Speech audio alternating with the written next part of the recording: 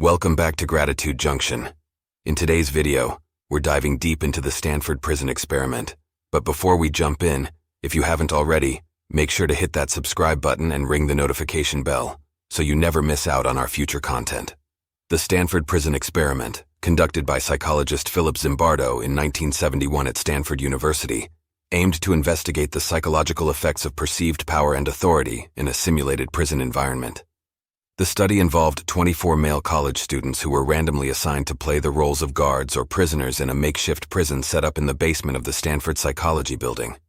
The experiment, initially planned to last 2 weeks, had to be terminated after only 6 days due to the extreme and abusive behavior exhibited by the guards and the severe psychological distress experienced by the prisoners.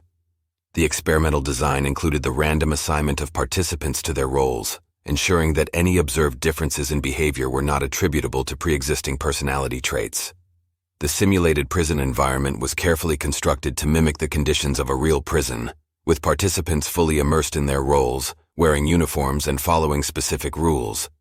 Notably, the guards were given no specific instructions on how to conduct themselves, allowing for the emergence of power dynamics in a relatively unstructured manner. The behavioral dynamics observed during the experiment were striking. The guards, having been given authority with no clear guidelines, quickly exhibited abusive and sadistic behavior towards the prisoners.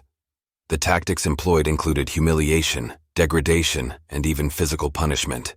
In response, the prisoners began to show signs of extreme stress and emotional distress. The participants became so deeply engrossed in their roles that they started identifying with them, blurring the lines between the experiment and reality. Ethical concerns have been a focal point of criticism surrounding the Stanford Prison Experiment. Participants were not fully informed about the potential emotional and psychological impact of the study, raising questions about the validity of their informed consent. Furthermore, the debriefing process, where participants are informed about the true nature and purpose of the study, was compromised due to the abrupt termination of the experiment. Despite these ethical concerns, the Stanford Prison Experiment has provided valuable insights into the dynamics of power and authority. The study demonstrated the rapid and extreme changes in behavior that can occur when individuals are placed in positions of power or powerlessness.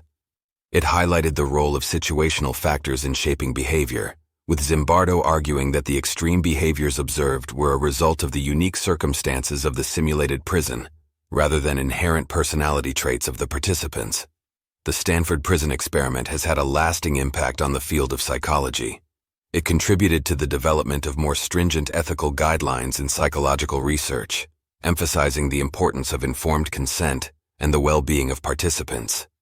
The study introduced the concept of deindividuation, where individuals may lose their sense of personal identity when part of a group, leading to a diffusion of responsibility for one's actions. However, critics have raised concerns about the study's small sample size and unique circumstances, cautioning against overgeneralizing its findings to real-world situations.